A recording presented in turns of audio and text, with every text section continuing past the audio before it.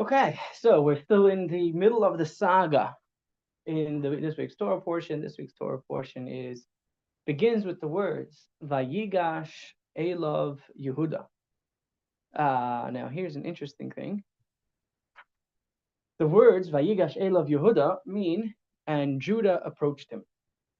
And there's an interesting point over here, which just the precision of everything is very nice.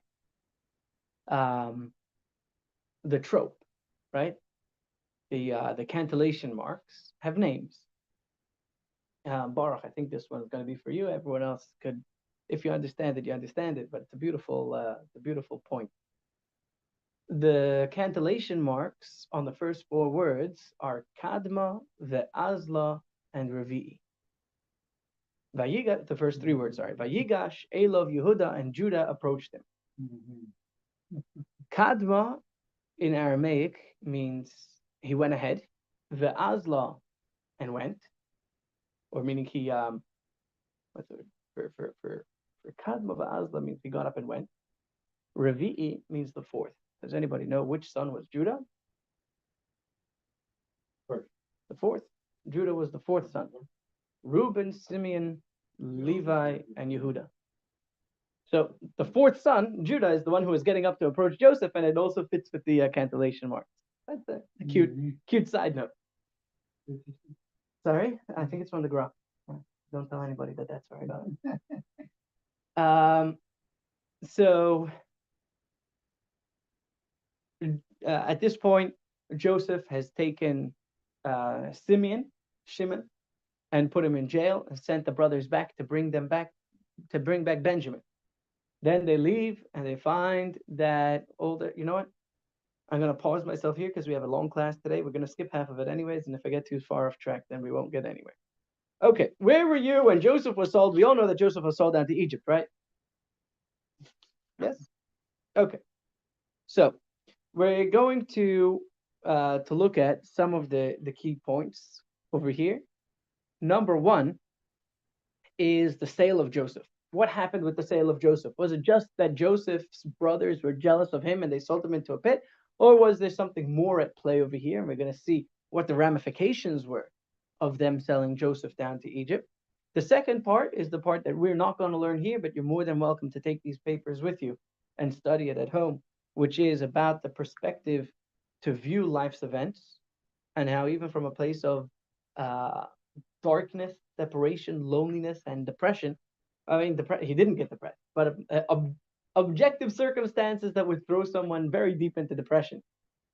And he was able to get past that. He recognized that he was needed for something, even in the most dark of places. And we will finish with learning why the Jewish people needed the number 70 when they went down to Egypt. There were 70 souls who went down to Egypt. What's the significance over there? And the point, hopefully, that we're going to walk away from is that every single person has a unique mission. And when that mission is fulfilled, it brings life, light, and redemption for not only them, but the entire Jewish people. Let us begin. Mitch, would you like to read for us source number one, the verses about the sale of Joseph? They saw him from a distance, and before he approached them, they were plotting against him to kill him. One man said to another, "Here comes the dreamer. Now, come, let us kill him and throw him into one of the pits, and we will say that a wild beast devoured him. Then we will see what will become of his dream." Reuben heard and rescued him from their hands. He said, "Let us not kill him." Then Reuben said to them, "Do not commit bloodshed. Throw him into this pit which is in the wilderness, and do not lay a hand on him." His intention was to rescue Joseph from their hands, to bring him back to his father. When Joseph came to his brothers, they stripped him of his coat, the long, colorful coat that he wore. They took him and threw him into the pit. The pit was empty. There was no water in it. Thank you very much. And Baruch, would you like to continue with Rashi's explanation of some of the events in these verses? Rashi, his intention was to rescue him. The Torah bears witness for Reuben that he said this only for the purpose of saving his brother, so that he would come afterwards and draw him up from there. He thought I am the firstborn and the chief among them, and all the blame will be on me. They sat down to eat bread. They raised their eyes and saw, behold, a Yishmaelite. Sorry, this is back into the verses now. Back into the story in the verses of the Torah. Behold, a Yishmaelite caravan was coming from Gilead. Their camels were carrying spices, balsam, and lotus, bringing them down to Egypt. Yehuda said to his brothers, what will we gain if we kill our brother and cover up his blood? Come, let us sell him to the Yishmaelite, and let our hands not be upon him, for he is our brother, our own flesh. His brothers listened. Midianite merchants passed by. They pulled Yosef up from the pit and sold Yosef to the Ishmaelites for 20 pieces of silver. They brought Yosef to Egypt. Thank you very much. The Rebbe. So now we're going to move into the 10 martyrs. Anyone familiar with the 10 martyrs that we read about on Yom Kippur in the services? It's okay, it's on Musaf on Yom Kippur. By that time, you're probably already getting hungry. Missed already supper last night. We missed breakfast. It's lunchtime now, you know. I don't blame you for not remembering. But in the service of the Yom Kippur, the Musaf service of Yom Kippur, we learn about the 10 martyrs. The 10 martyrs we're going to read about soon. And we're going to see that there's a connection between the 10 martyrs who were killed and the sale of Joseph. Let's read inside source number 2 from a collection of the Medrash. Zalman, would you like to read source number 2? Is that the first paragraph or the right? No, I just summarized that. Once Caesar Buleno decided to bring 10 sages to translate the Torah, and he found the story of Joseph's sale. Then he came across a verse prohibiting kidnapping. It was a Thursday, and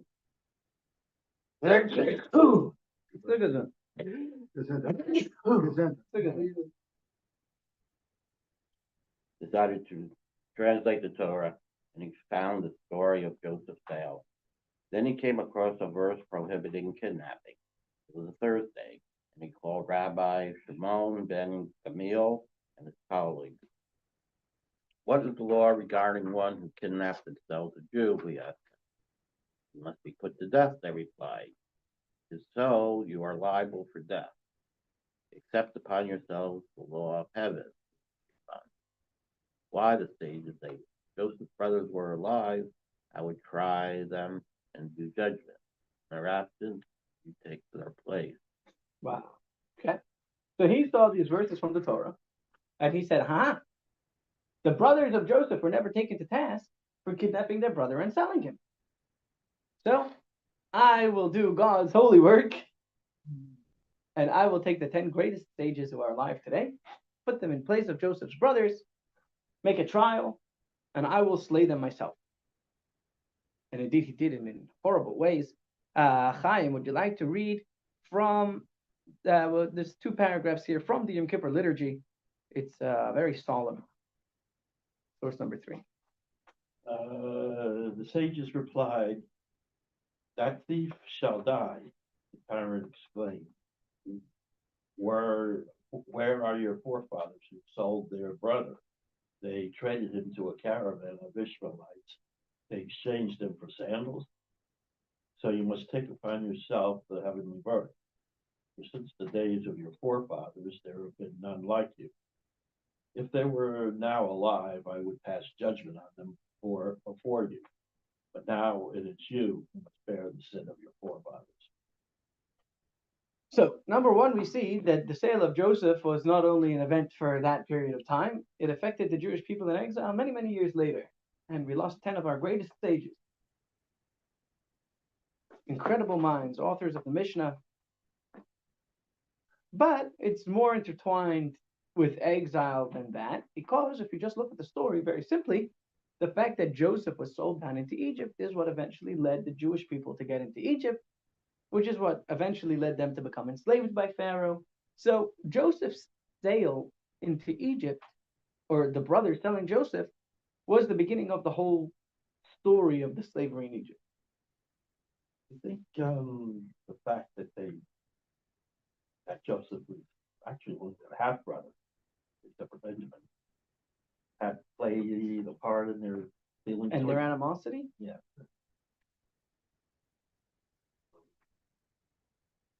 I wonder. He wasn't so close with the sons of Leah, but with the sons of Bilhah and Zilpah, he was very close. He was very friendly with them. Probably not. Doing those things with the cow. He was stuck. Wasn't it just, delivery system? Could be. At any rate, I mean, even if he would have been their brother from both parents, they probably would have been nasty to him. It seems like there was a lot of beef going on. But their personalities clashed immensely. So who is this Caesar Liliano? Caesar Liliano, I don't know. He was a Roman emperor. And it was in the time when this is around the time of close to the time of the destruction of the temple, and it was a big deal. They massacred these 10. I mean, they killed these 10 Jews, but in horrible ways. You could look in the Yom Kippur liturgy for some of the detail. It is also clear from the story that Joseph sailed to Egypt as the natural cause of Jacob's descent to Egypt as well. Reuben tries to save Joseph. With regard to the sale of Joseph, the Torah relates that at first Joseph's brothers intended to kill him. But Reuben, the firstborn and the greatest of them all, page number 4, heard and rescued him from their hands. He said, "Throw him into the pit." And his intention was to come back later, take him out of the pit to save him. In the meantime, however, they took Joseph out of the pit and sold him. So Reuben was not there when they took him out of the pit and sold him. He came back later and the son wasn't there. Joseph wasn't there anymore. And he rent his garments and he said, "The boy is no longer here. And what will become of me?" We're going to get to that in a moment. Okay, you know what? Let's skip now to source number 4. I kind of summarized what we just were about to read. Mitch, would you like to read source number 4? Source number 4. Reuben returned to the pit, but Joseph wasn't there. He tore his clothes. He returned to his brothers and said, "The boy is gone. Where will I go?" Rashi. Reuben returned. He wasn't present during the sale. He was busy with sackcloth and fasting and repentance. Where will I go? How can I escape my father's pain? Okay. So why was Reuben repenting? What happened? What happened is, sorry? Because he probably felt he was blamed for his brother's death. No, this was before. Meaning he told them, don't sell him. Sorry, he said, don't kill him, put him in the pit. And then they sat down to eat bread, and he went off to do his repentance.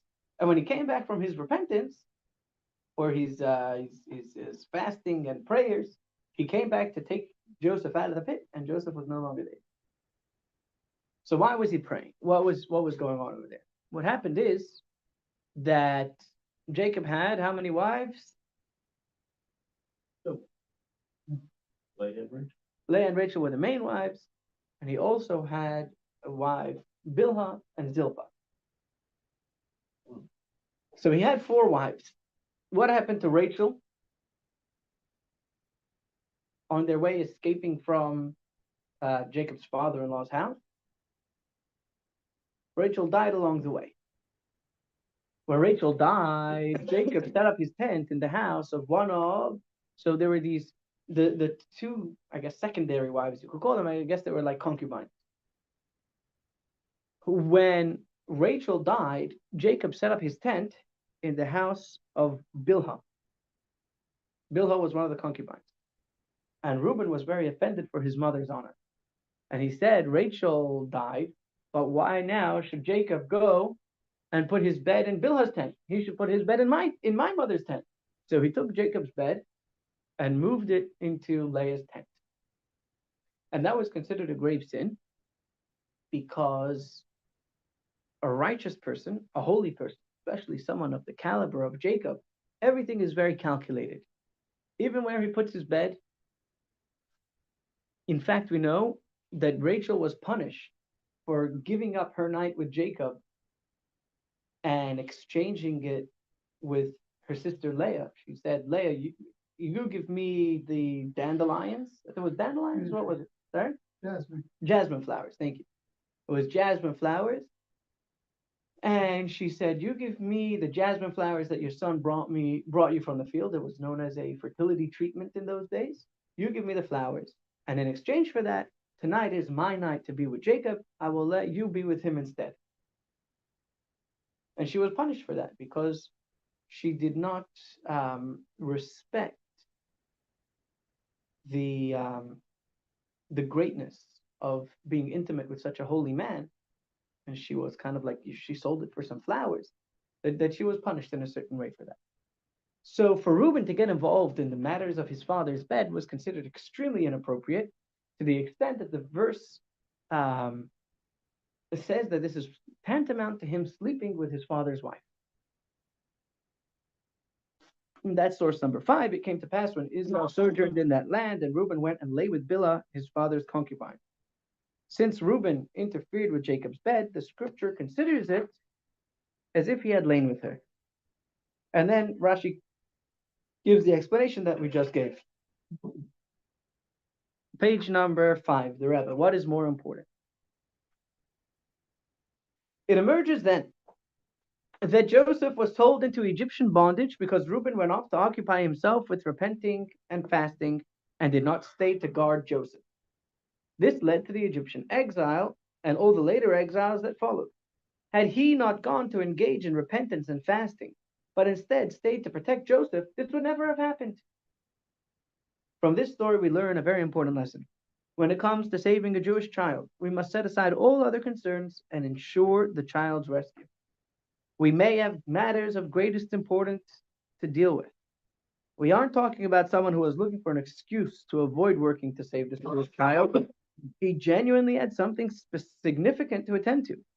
His repenting and his fasting, matters that concern him both in this world and the next. Page number 6.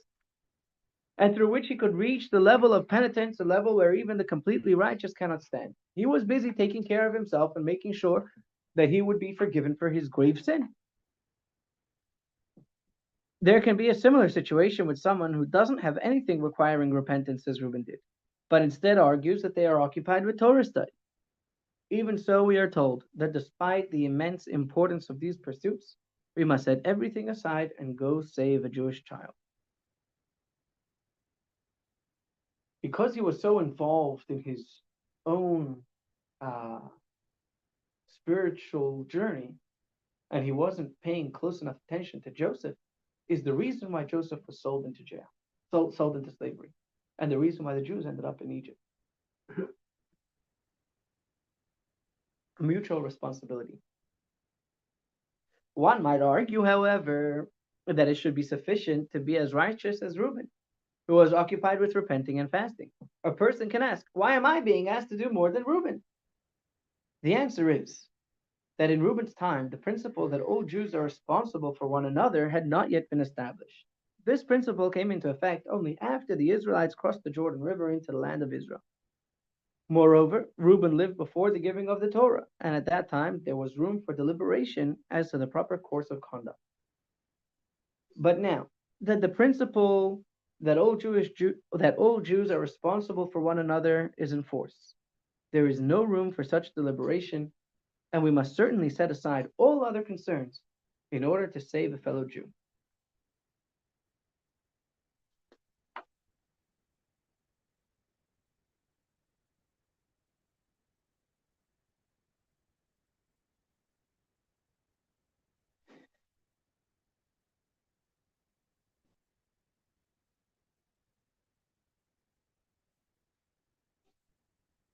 In source number 6, we have Moses commanding the Jewish people that when they cross the Jordan River, they should accept themselves a commitment that they will all uphold and keep the Torah. And the Talmud explains this commitment is not only a commitment for every Jew to observe and keep the Torah, However, it is also a collective responsibility that every person is responsible to make sure that all the rest of the Jewish people are also doing the Torah and mitzvahs. An example of this is given in the Talmud of the son of Achan. Achan, the son of Carmi. Joshua placed a ban on the city of Jericho. Does anyone remember that? Joshua pledged to God that if victory was granted, the Jewish people would not touch the spoils, but everything from Jericho would be given to God. Everything would be donated to the temple. This is not inside the books. Achan was one of the warriors, and he went inside and he stole something and slipped it in his pocket. I think it was some gold or silver. I don't remember what it was. As a result, in the next battle that the Jewish people fought, they were fighting against the people of Ai, and many Jewish soldiers were killed. Joshua asked God, how is it possible that there were casualties? And God responded that the Jewish people have sinned, they have transgressed my covenant, which I have commanded them. They have taken up banned property, they have also stolen, they have also lied, they have also put it among their belongings. Therefore, the children of Israel cannot stand before their enemies. At first glance, this is puzzling. There was one guy who committed a sin, right? That's similar to what we all get upset in class, right? One kid's talking out and the whole class has to sit through. On the one hand, each person is their own individual. On the other hand, we're all part of a collective class. The Jewish people accepted responsibility for one another, and they should have stopped him from stealing those things. And what's interesting is in the confessional prayer, Zalma, would you mind opening up the siddur? We're gonna go to page. I don't know what page it is. Okay, right here. After the Amida in the morning and afternoon prayers on the weekdays.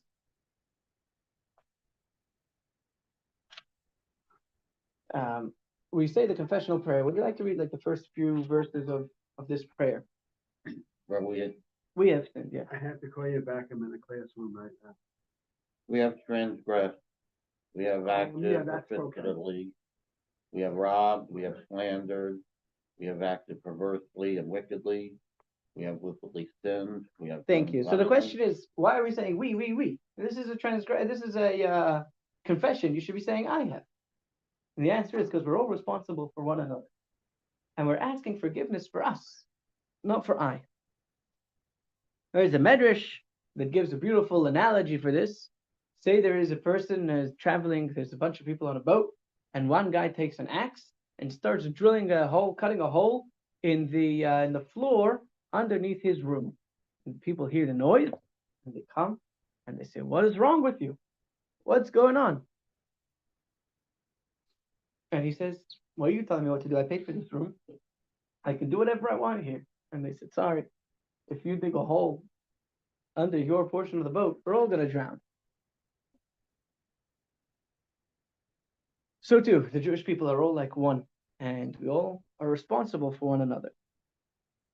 The Rebbe, take the medication.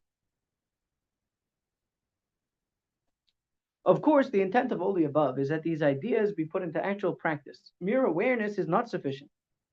As is well known that my father-in-law, the Rebbe, used to say that a person can go to a doctor, get a prescription for medicine, buy the medicine, and place it next to himself and look at it, and then be surprised that after everything they've done, the medicine had no effect. The medicine must be taken into one's body. As long as the illness has not passed, one must continue taking it. So too, in our case, it is not enough to know these ideas, they must be carried out in practice. We can't just say, okay, I've learned all about the importance of making sure that another Jew does a mitzvah and has an opportunity to do another mitzvah. I've done everything I can to learn about how important it is to teach those who are less fortunate than I, and those who do not know what I know. But unless you actually start reaching out to those people around you and saving them from the spiritual wilderness and spiritual decline that they find themselves in, and it's like buying medicine but not taking it. We're gonna skip section B now.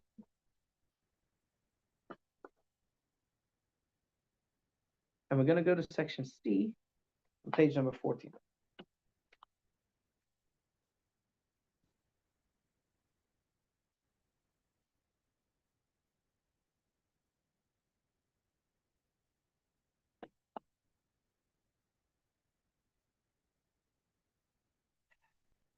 The power of a baby girl. I would like to wish a big mazel tov to myself and my wife. When you asked if Nechama had a baby, you reminded me of a story. There's a guy, he calls his father-in-law and he says, Mazel tov, father-in-law, I had a baby girl. And the father-in-law says to him, Mazel tov to you for your baby girl. And what exactly did you do for this baby girl? Who was carrying her for 9 months? Who wasn't able to bend over for the last 6 months? Who was throwing up every morning? Who was running around and, feeling nauseous and sick the whole day? My daughter had a baby girl. He says, I apologize, dear father-in-law. Mazel tov, dear father-in-law, your wife's baby had a baby girl. Egypt as the prototype exile. Page number 14. Sorry, I meant to say your wife's daughter had a baby girl. Yeah, your wife's daughter had a baby girl. With regard to the exile in Egypt, God had to say to Jacob, I will go down with you to Egypt, meaning that the divine presence would be with him in exile. And also God promised Jacob, and I will surely bring you back up. This is something without precedent. Even when Jacob left the land of Israel and went to Haran,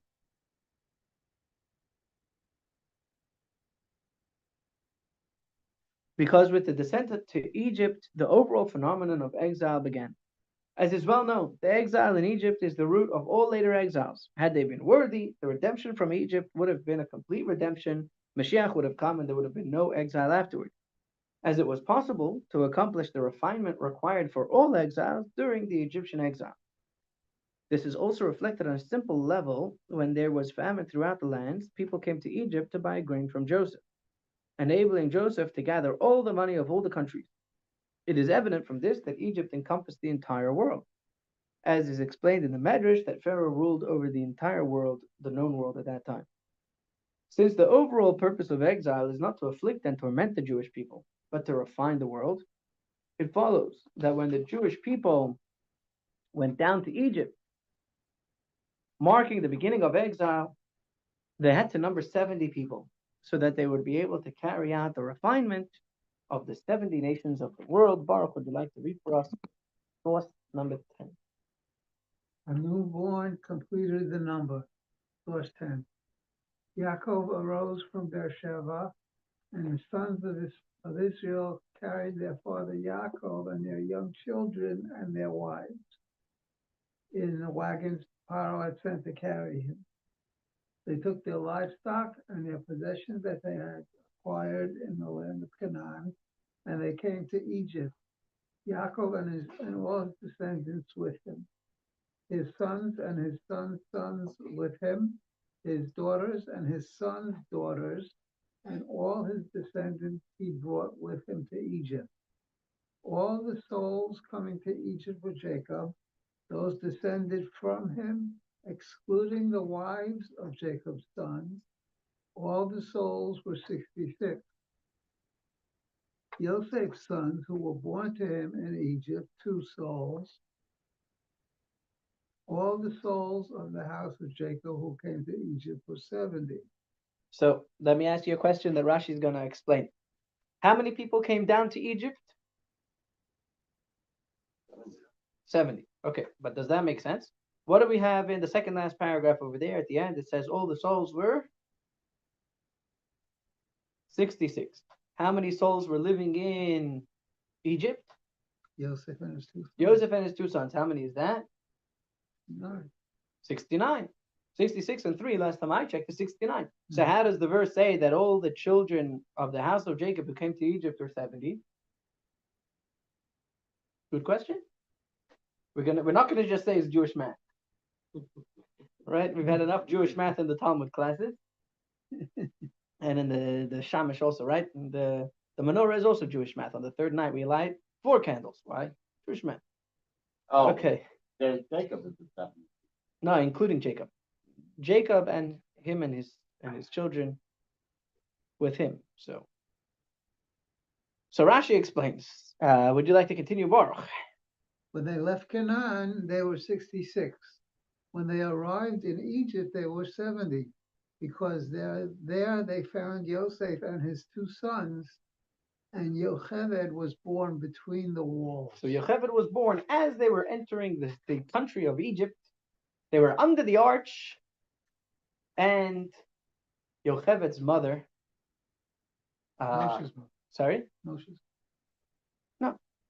Yocheved's mother went into labor, Oh, or Yocheved's mother was in labor beforehand already, but the baby came out as they were entering into the walls. He said, "Stop the wagons! Need the bathroom." Anyway, talking about the gates and talking about Rashi reminds me of a very, very interesting story. Rashi lived in Troy, France, right?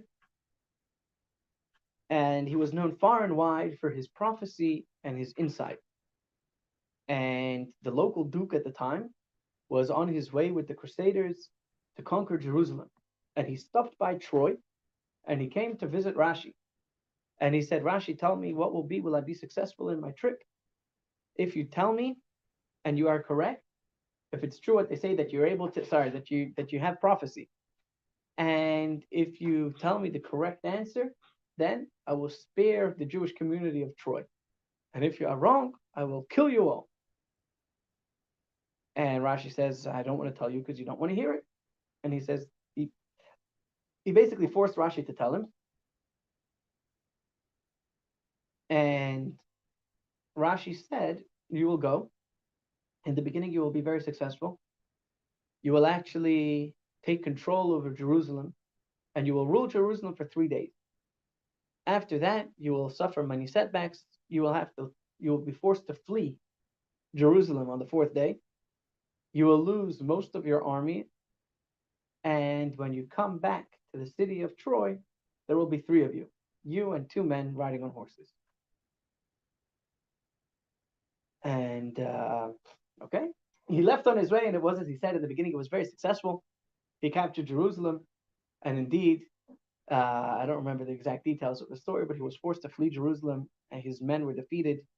And he came back and with a very small army, and on the way back from Israel to France, many of his men just dropped dead from being tired and hungry and chased. Some of them were killed along the way. And as he's heading up the path to Troy, there's him and 3 other men. And he says, "Oh, good. I may have lost the war, but at least I'm going to get to kill the Jews of Troy. Because Rashi said that there's going to be me and 2 other men. And here there are 3 other men." As he was entering the gates of Troy, a beam of the arch fell down and killed the 4th horse. And its rider had to remain outside the city. When he entered, it was just him and 2 other men. And so he wanted to come and offer thanks to Rashi and acknowledge the truth that Rashi had told him. When he came to Rashi's house, he saw that there were many thousands of people outside. Rashi had passed away the night before, and they were on their way to bury him. And he joined the Levaya. He joined the funeral procession, taking Rashi to his final resting place. And the Jews of Troy were saved. That's about Rashi and entering the walls. So Yocheved was born between the walls, and this guy's horse died between the walls. Anyways, page number 16. Here we see something remarkable. With regard to the number of 70 persons, Rashi explains that when they set out from the land of Canaan, there were only 66.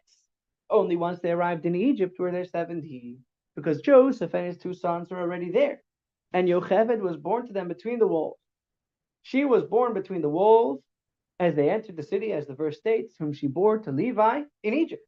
Her birth was in Egypt, though her conception was not in Egypt, and she completed the count of 70. The completion of the number 70 persons, which could have been achieved by an adult or a minor, was accomplished specifically through Yocheved, a small child who had just been born.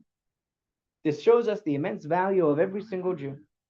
Even a newborn baby girl brought about the completeness of the entire Jewish people. In the words of the verse, "I am the one who makes whole the faithful of Israel." There is a remarkable lesson here for all Jewish women and girls, a lesson particularly relevant to the women's gathering taking place on this Shabbat of Parshat Vayigash. I do not know whether this timing was intended, but in any case, everything is ordained by divine providence. The principle that the actions of the fathers are assigned for the children applies here. As page 17, as is well known, this is not merely a symbolic sign, but also a bestowal of power. A sign is not only instruction or proof regarding a matter, but also brings the matter into effect. Therefore, everything we find concerning Jacob empowers his descendants. This is illustrated by the verse regarding Jacob, the land upon which you are lying. The sages explain that God folded the entire land of Israel beneath Jacob, our forefather, so that it would be easy for his children to conquer. Everyone can complete the Jewish people. The same is true regarding the completion of the number 70 through the birth of Yocheved. This empowers each and every Jew with the potential to bring about the completion of the entire people of Israel by fulfilling their work and mission, which begins immediately at their birth. At that moment, all the necessary powers and capacities for this purpose are bestowed. Educating children to complete the Jewish people. Education is a theme of Hanukkah, starting with the education of children and continuing with the education of the world at large. The responsibility for education rests with women more than with men. This is not only the case of very young children who naturally depend on their mother, but also after the child reaches the age for formal education. Since the father is occupied with matters of livelihood, whether spiritual or material, he does not have the time to devote himself fully to educating the kids. Therefore, page 18, the task depends on the mother, the mainstay of the home. When the mother has many responsibilities, she enlists one of her daughters to help her educate the siblings.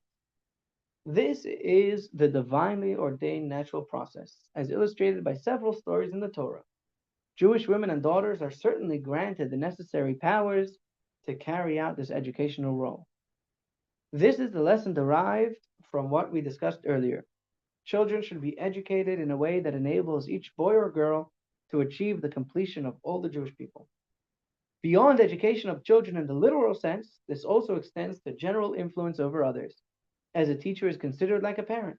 The educator also benefits spiritually from teaching, as explained by the Alter Rebbe in the introduction to Tanya, citing the teaching of our sages on the verse, God enlightens the eyes of both of them, the one who is teaching as well, not only the one who was taught.